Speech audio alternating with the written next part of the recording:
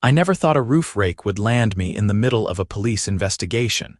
But here I was, standing in my driveway on a freezing Tuesday morning in January, staring at the empty spot where my brand new avalanche snow removal tool had been sitting just hours before. The GPS tracker I'd installed on it as a joke after my neighbor complained about tool theft was about to become the most important purchase I'd made all year. My name is Connor Preston, and I'd been living in the Meadowbrook Hills subdivision in Naperville, Illinois for 3 years. It was one of those cookie-cutter neighborhoods where every house looked vaguely similar. The lawns had to be exactly 2.5 inches tall, and the homeowners association had more rules than the federal government. I'd bought the place because it was close to my job as a software engineer in Chicago, and the schools were supposed to be great for when my wife and I eventually had kids. What I hadn't counted on was Patricia Hendricks, the HOA president who made it her personal mission to make everyone's life miserable. Patricia was exactly what you'd picture when someone says, HOA Karen. She was 47 years old with that specific haircut that defied all logic, the kind that was short in the back and longer in the front, highlighted with streaks that were supposed to look natural but absolutely didn't. She wore velour tracksuits in various shades of pink and purple, carried a clipboard everywhere she went, and had this way of pursing her lips when she was about to tell you that you were violating some obscure bylaw that she'd probably made up on the spot. The roof rake situation had started because we'd gotten hit with nearly 18 inches of snow over the past week. My wife Sarah was visiting her sister in Phoenix, which meant I was handling all the snow removal myself. I'd bought this really nice avalanche roof rake from the hardware store for about $150 because our 2-story colonial had developed some concerning ice dams last winter, and I wasn't about to deal with water damage in the spring. The weird part was, I'd actually remembered to put the air tag on it. My buddy Mike at work had been complaining about his tools disappearing from his garage, and he'd suggested putting GPS trackers on the expensive stuff. I'd laughed it off at the time, but then I'd found a 4-pack of air tags on sale at Target and figured why not. I'd stuck one on my snow blower, one on my lawn mower, one on my expensive trimmer, and one on the roof rake. It seemed paranoid at the time, but standing there in my driveway at 7 in the morning, I was thanking past Connor for his foresight. I pulled out my phone and opened the Find My app. The little blue dot representing my roof rake was moving. Not just sitting somewhere, actually moving through the neighborhood. I watched as it traveled down Maple Street, turned left on Oak Avenue, and then stopped at a house 4 blocks away. The address was 2847 Oak Avenue. I didn't need to look it up to know whose house that was. Patricia Hendricks lived at 2847 Oak Avenue. My first instinct was to march over there and demand my property back, but something told me to handle this more carefully. Patricia wasn't just annoying, she was vindictive. Last summer, she'd reported the Johnsons 3 houses down for having their garbage cans visible from the street on a non-collection day. The Johnsons had just gotten back from a 2-week vacation, and their cans were out because their teenage son forgot to bring them in. Patricia didn't care. She hit them with a $200 fine and threatened legal action when they protested. Then there was the incident with the Martineses. Their daughter had drawn a hopscotch court on their driveway with chalk, just regular washable sidewalk chalk that would disappear with the next rain. Patricia called it unsightly graffiti and issued a violation notice. When Mrs. Martinez told her to mind her own business, Patricia started showing up at every HOA meeting with a binder full of alleged violations from their property. It got so bad that the Martineses eventually just moved. So yeah, I knew that confronting Patricia directly would only make my life harder. Instead, I did what any reasonable person would do in 2026. I called the police non-emergency line. The dispatcher answered after 2 rings. Naperville Police Department, how can I help you? Hi, I'd like to report a theft, I said, trying to keep my voice steady. I was angry, but I knew that staying calm would help my case. "What was stolen, sir?" "A roof rake. It's a snow removal tool. I left it in my driveway last night and this morning it's gone. But I have a GPS tracker on it and I can see exactly where it is right now." There was a pause. "You have a GPS tracker on a snow rake?" "I do. I've had some concerns about theft in the neighborhood, so I put trackers on my outdoor equipment." "And where is the tracker showing the item currently located?" "It's at 2847 Oak Avenue, which is about 4 blocks from my house. The item was moved there within the past hour based on the tracking history." Another pause. I could hear typing in the background. "Okay, sir." "Can you give me your name and address?" I provided my information, and the dispatcher told me an officer would be out within the hour to take a statement. I was supposed to stay at my house and not confront the person who had my property. That was fine by me. I had no interest in dealing with Patricia alone.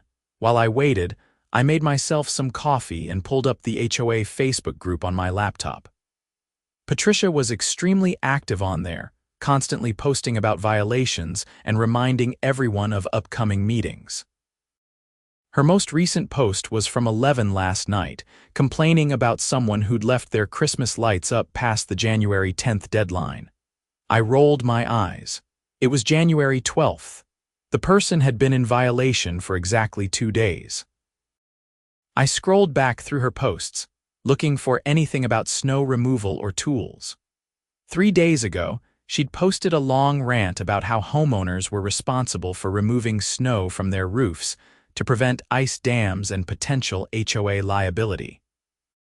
She'd included links to articles about roof collapse and water damage, and ended with a declaration that any homeowner whose property sustained damage from neglecting roof snow removal would be personally liable and could not hold the HOA responsible.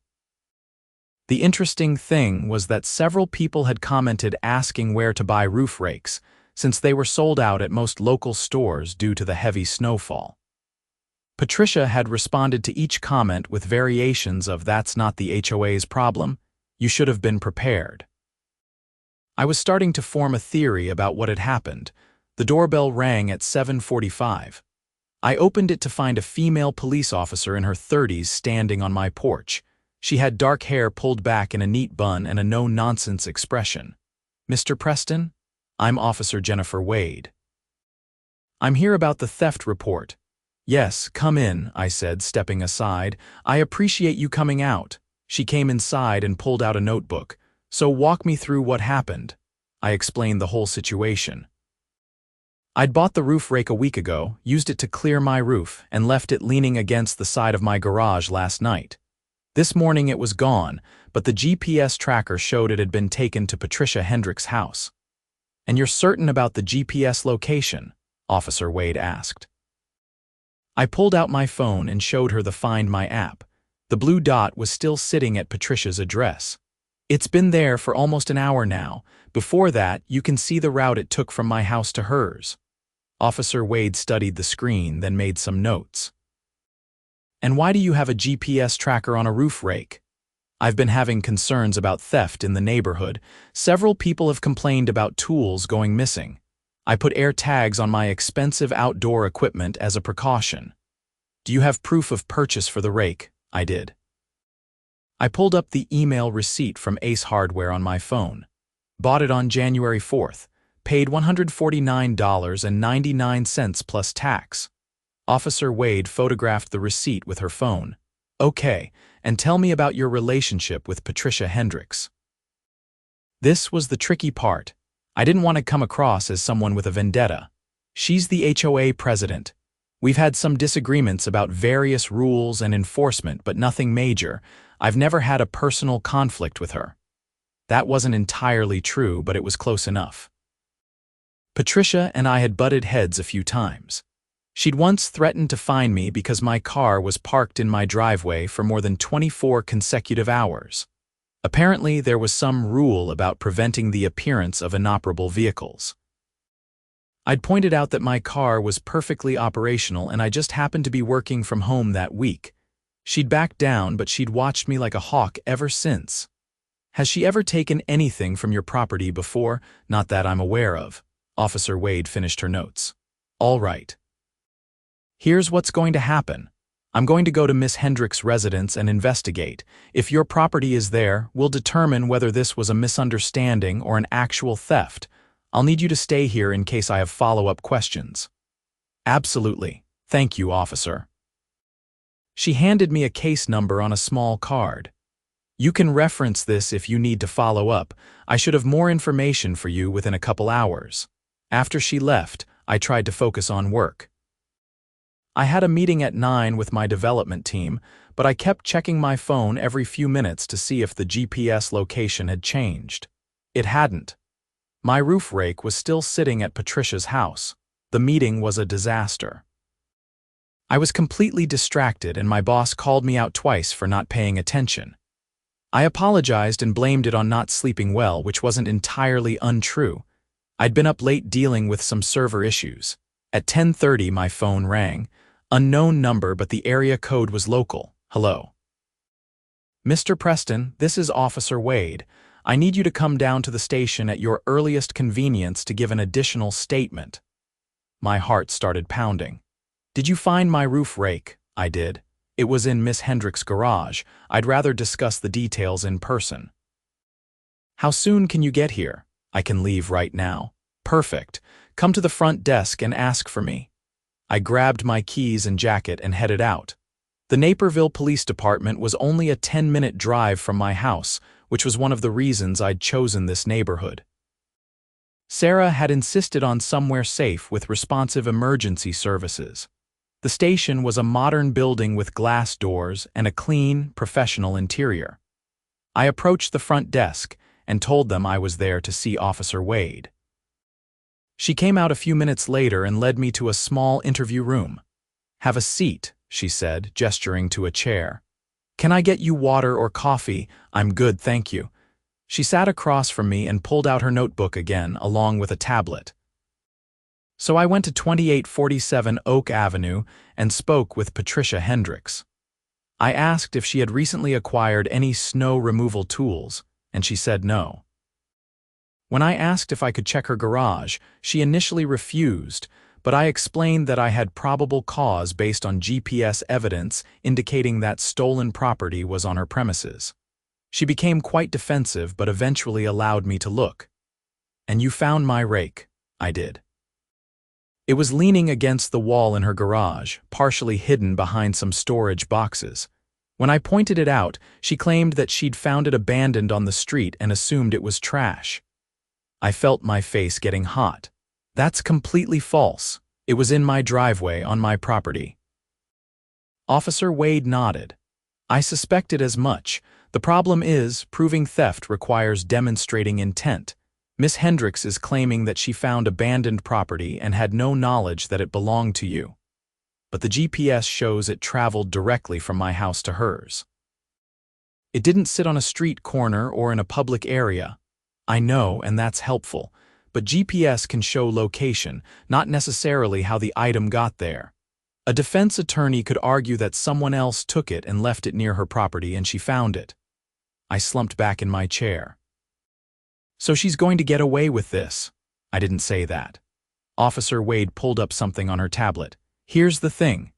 When I was talking to Miss Hendricks, I noticed that she had several other items in her garage that looked relatively new. A snow shovel with the price tag still on it. A set of garden tools that looked professionally maintained. A pressure washer that seemed out of place for someone who, according to her, does very little outdoor work herself. You think she's stolen other things? I think it's worth investigating. I asked her about those items and she became very nervous, said they were all gifts or things she'd bought herself, but when I asked for receipts, she couldn't produce any.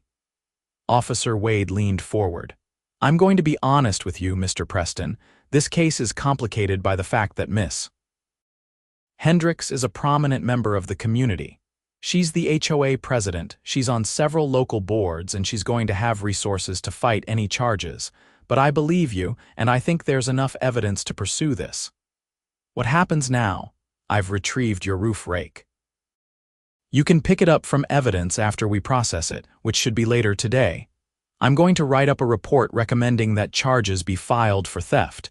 The state's attorney's office will review it and decide whether to prosecute. How long does that take? Could be a few weeks. In the meantime, I'd recommend that you document everything. If you have security cameras, save any footage that might show Miss Hendricks or anyone else near your property. Keep that GPS tracking information, and if you notice anything else missing, report it immediately. I thanked her and left the station feeling both relieved and frustrated. I had my rake back, or would soon, but Patricia was probably going to claim this was all a big misunderstanding. I knew how people like her operated. She'd play the victim, say I was harassing her, and try to turn the HOA against me. When I got home, I decided to check my security camera footage. I had a Ring doorbell and 2 other cameras covering my driveway and backyard. I pulled up the app and scrolled back to around 6 that morning. At 6:12 a.m., a figure in a dark coat and hat approached my driveway. The person looked around, then quickly grabbed my roof rake and walked away.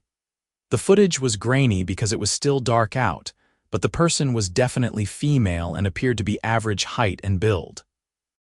I kept watching. At 6:15, the same figure appeared on my neighbor's camera, which I had access to through our neighborhood watch sharing system. The person was now more clearly visible in the streetlight. It was definitely Patricia. I could see her face when she turned to look back toward my house. I immediately downloaded all the footage and sent it to Officer Wade's email address, which she'd given me on her card. She called me back within an hour. "Mr. Preston, this is excellent. This clearly shows Miss Hendricks taking your property from your driveway. This changes everything. So you can."